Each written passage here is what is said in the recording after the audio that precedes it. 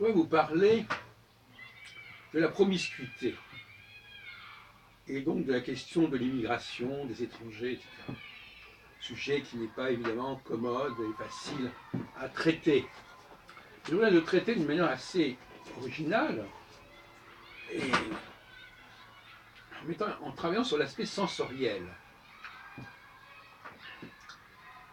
Vous me direz ce que vous en pensez. J'ai l'impression que tant qu'on est dans le domaine du visuel, on est assez indifférent à ce que les gens aient telle ou telle tête, telle et telle couleur de peau, telle et telle forme. C'est celui d'ailleurs qu'on aime bien les animaux les plus divers, etc. En revanche, lorsqu'il s'agit non plus d'un stimulus visuel, mais d'un stimulus auditif, ou gustatif, ou olfactif. Quand je dis gustatif, je dis par exemple la nourriture. Je dis olfactif par l'odeur des gens, et de la nourriture aussi. Et l'ouïe, alors évidemment, la langue, la façon de parler, l'accent, etc. Alors là, nous sommes beaucoup plus gênés, et beaucoup moins tolérants. Ça nous indispose facilement. Tant que les gens ne parlent pas, et tant qu'on ne mange pas avec nous, et tant qu'on n'est pas censé les côtoyer de près, eh bien finalement, on supporte très facilement, quelle que soit l'apparence. C'est comme si nous n'étions pas très sensibles à l'apparence. Oui. Mais à partir du moment où les gens commencent à parler, à s'exprimer, alors on entend des voix, on entend des sons, on entend des accents, et là ça devient beaucoup plus insupportable.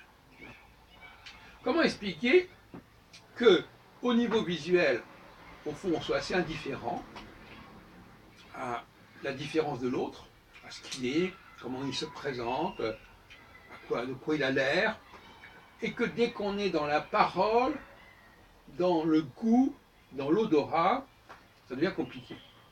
D'ailleurs, c'est réciproque, car souvent les Noirs, ou généralement les Africains ont un odorat très développé, et ils sont très facilement indisposés quand quelqu'un ne se lave pas ou n'a pas des vêtements propres, etc. Donc voyez-vous, la propreté, l'odeur va être beaucoup plus indisposante. D'ailleurs, généralement, les gens ne vont pas dire « Oh, vous avez une drôle de tête », etc. Non, c'est l'odeur, c'est la parole, c'est ce que les gens mangent qui va créer des problèmes, des tensions. Donc pourquoi?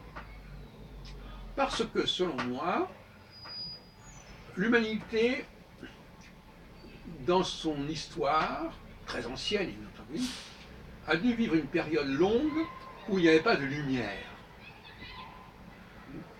Aujourd'hui, il y a cet fameux ouragan là, qui passe sur les îles des Caraïbes, et on dit qu'il n'y a presque pas de lumière.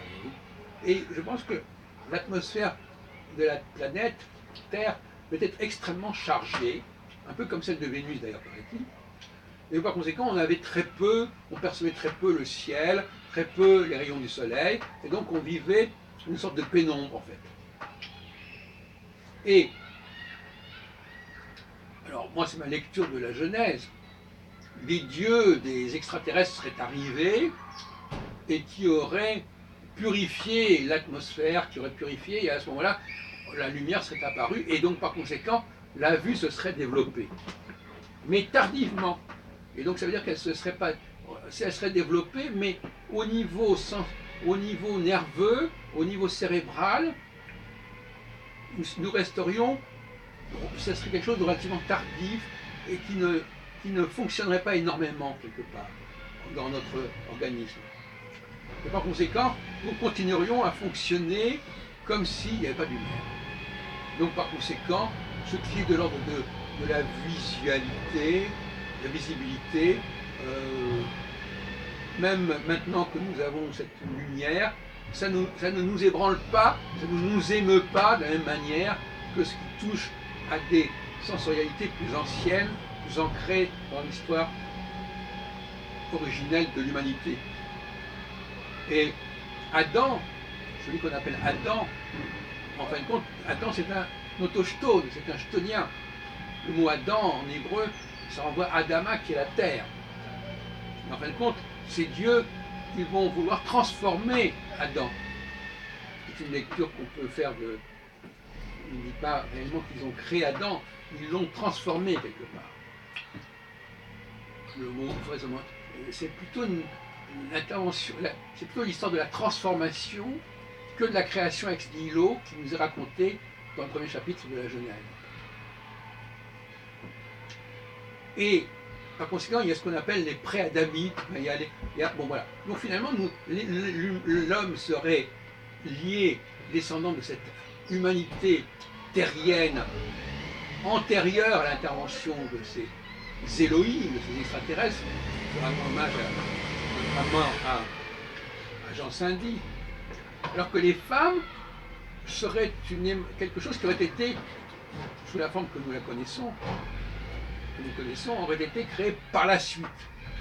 D'où une dimension visuelle qui est importante pour elle. Parce qu'en fin de compte, ce qui fait la force de la femme, c'est surtout son apparence, son regard, sa façon de s'habiller. Elles sont très visuelles. Alors que les hommes sont restés, en Occident, beaucoup plus neutres dans leur apparence. Comme si le visuel n'était pas significatif au même titre que